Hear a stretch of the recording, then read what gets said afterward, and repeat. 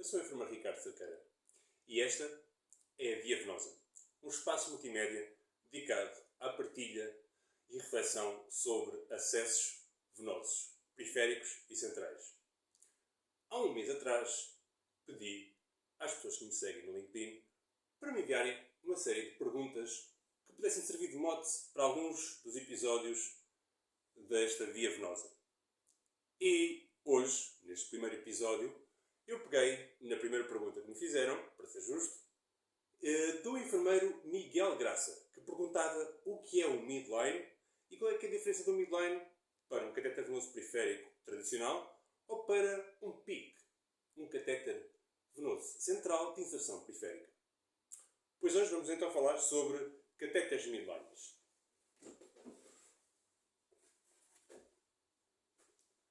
Então, o que é um catéter midline?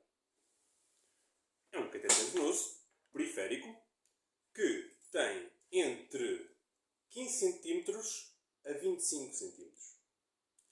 Aqui podemos ver dois exemplos de catéteres midlines. Geralmente são feitos de poliuretano, de última geração, mas já existem outros materiais mais maleáveis, com menos dolo para a rede venosa. E, como eu disse, são catéteres venosos periféricos. Portanto, neste tipo de catéter, só poderíamos fazer medicação que seja compatível com a via periférica. Porquê? Ao contrário dos catéteres venosos periféricos tradicionais, que são colocados em veias do antebraço ou do início do braço, este catéter é colocado com punção ecoguiada sob técnica de Seldinger ou sob técnica de Seldinger modificada, mas uma punção ecoguiada em veias profundas do braço. Imaginemos que isto é um braço, esta aqui é a axila e aqui temos o cotovelo. No terço médio do braço é então puncionado, com o apoio de um ecógrafo, uma veia profunda. Pode ser a basílica, pode ser a cefálica, que passa aqui, ou uma das braquiais. Funcionando essa veia, nós conseguimos introduzir então este catéter através da técnica Seldinger ou de Seldinger modificada, que consegue permanecer por um mês, segundo a literatura, ou em alguns casos práticos que eu tenho observado com bons cuidados de enfermagem, conseguimos fazer com que estes catéteres durem até perto de 6 meses. Portanto, nestes catéteres podemos fazer toda a medicação que seja compatível com a via periférica. Estamos a falar de veias profundas. Ao contrário de uma cânula curta tradicional, aqui o catéter venoso periférico tradicional, que é introduzido em veias mais superficiais e mais visíveis, nós conseguimos detectar os primeiros sinais de flebitte. No caso dos catéteres midline, estamos a falar de veias mais profundas, especialmente o local onde a ponta do catéter termina, muitas vezes termina na veia axilar ou na veia subclávia. O que faz com que, apesar de serem numa veia que não tem o calibre necessário para conseguir diluir a medicação toda, essa medicação vai acabar por ferir o endotélio da veia. E como são veias profundas, a axila ou a subclávia, não vamos reparar nos primeiros sinais de inflamação da veia. Só quando já a trombose está praticamente instalada, quando começamos a observar circulação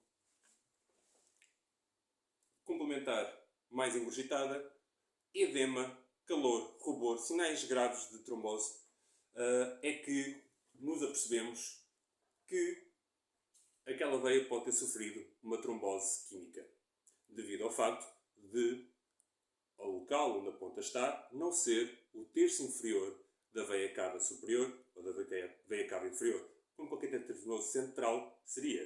Portanto, volto a lembrar, é um catéter venoso periférico. Para que é que serve? Para dar toda a medicação que daríamos por um catéter venoso periférico tradicional. Contudo, este catéter permite-nos obter retorno venoso para podermos fazer colheitas de sangue e permite-nos, como eu disse há pouco, ultrapassar a média de que as cânulas venosas periféricas tradicionais têm de 2,4 dias. Não, o catéter midline consegue ficar entre 1 a 6 meses. Que benefício é que isso tem para o utente? Imaginem que tem um utente que é admitido numa unidade hospitalar para fazer um internamento. Toda a medicação que vai fazer é compatível com a veia periférica e em vez de 2.4 dias em 2.4 dias, ele mudar de câmara venosa periférica, ele mantém o mesmo acesso, que é o mesmo acesso que lhe permite também colher análises.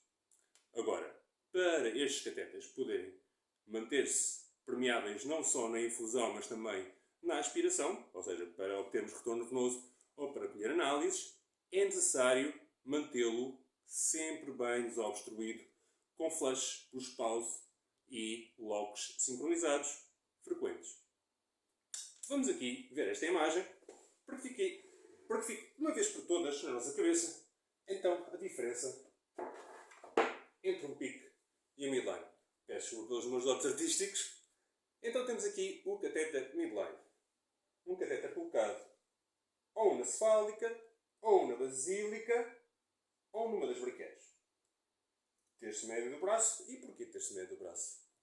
Terço médio do braço porque está longe da axila, uma zona que tem maior sudorese e, como tal, mais propensa a infecções, e longe do cotovelo, uma zona de flexão que levaria a que o catéter pudesse rasgar e romper e migrar.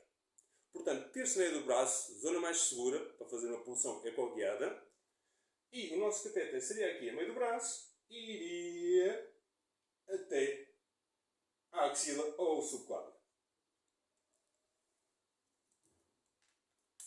Aqui, estes dispositivos, estes catéteres, são fixos com dispositivos de fixação sem sutura. Existem vários modelos.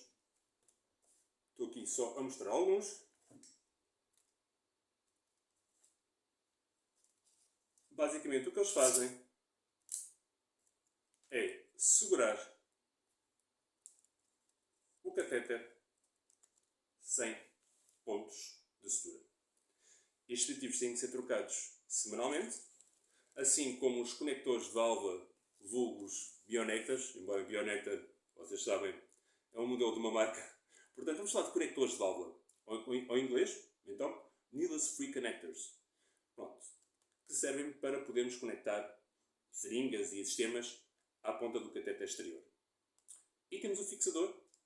Então, o conector de válvula e o fixador são trocados semanalmente, assim como o penso que protege o catéter por fora. Agora, aqui neste modelo, eu pergunto a vocês. Temos aqui um pique ou um midline? Não sabemos. Não sabemos porquê. Porque um pique e um midline, e eu aproveito a ver para mostrar alguns piques. Atenção, que este não é o tamanho real de um pique, a não ser que fosse para um sueco bem alto. Temos aqui outro pique, eles depois são cortados à medida do paciente, à medida do utente. Contudo, são muito mais compridos. Porquê? Porque são catéteres venosos centrais. Onde é que eles chegam?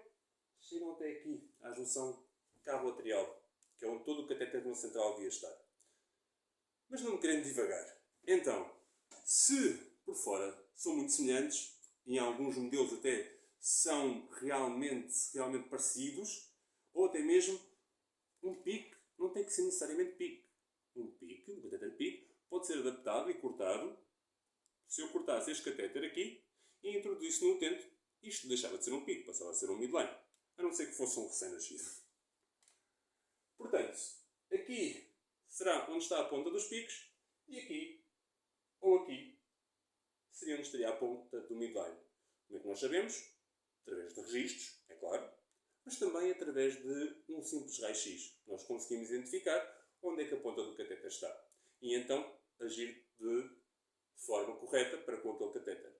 Se é um pique, é um catéter venoso central e toda a medicação pode ser feita por ali, podemos ler a PVC e é um catéter que pode aguentar até um ano. No caso dos catéteres midlines, o seu curto espaço de vida tem a ver com o facto de a ponta ficar numa veia axilar ou subclávia que não é a veia central que nós desejamos, que é a veia cava superior. E como tal, é um catéter mais propenso a obstruções parciais ou obstruções totais, porque são veias de menor diâmetro e com fluxo sanguíneo mais lento do que aqui na junção cabo-atrial.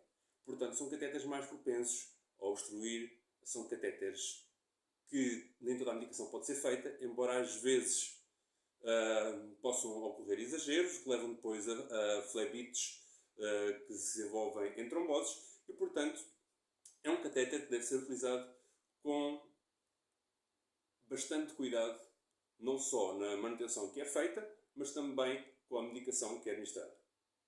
Bem, espero que com todo este palavreado eu tenha conseguido ajudar, de uma vez por todas, a perceberem a diferença entre um PIC, um catéter venoso periférico tradicional e um midline, que é o catéter que estamos a falar hoje. Espero que tenham gostado. Quero ver-vos noutros episódios. Deixem os vossos comentários e obrigado pela partilha.